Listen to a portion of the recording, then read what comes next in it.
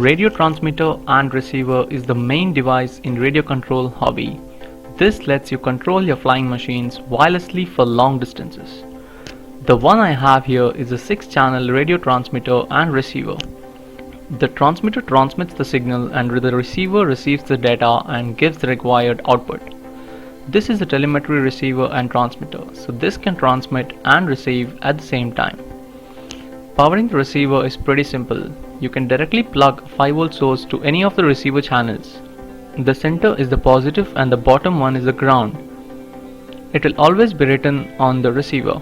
The third pin is the signal pin, which in this case I am using PWM signals.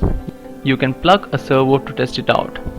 When the stick is centered, it gives out 1500 microseconds, and full and dead stick it's 2000 and 1000 microseconds PWM signals. Now, one of the other important component is the electronic speed controller. This tells the motor at what speed it should spin based on the stick input. This also has a 3-pin connector, the signal, positive and the ground.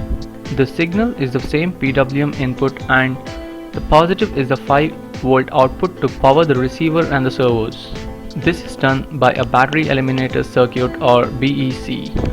Brushless motors are the common source of thrust for most of the electric models. It comes with a 3 set of wires and directly plugged to an ESC will spin it up.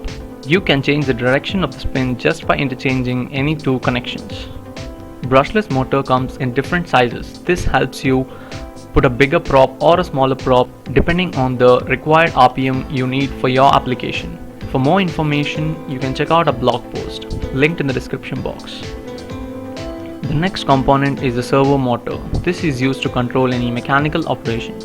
In case of an airplane, control surface, landing gear, flaps, etc. Even servos operate on PWM signal. 1500 PWM defines center position and 1000 to 2000 varies from 0 to 180 degrees. The input voltage to the ESC is given by a lithium polymer battery. This one is a 3-cell 2200 mAh battery.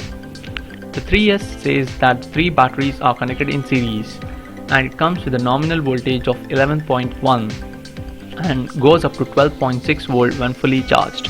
You need to handle these batteries carefully. For more information on safety of these batteries, you can check out a blog post. Also have a voltage checker to keep a track of your battery voltage. So that's pretty much you need to know to start with RC electronics. Just play around with it and you'll learn more on the go. Any questions or comments, do post out in our forums, and make sure to subscribe and hit the bell icon for more content like this. Thank you guys. See you in the next one.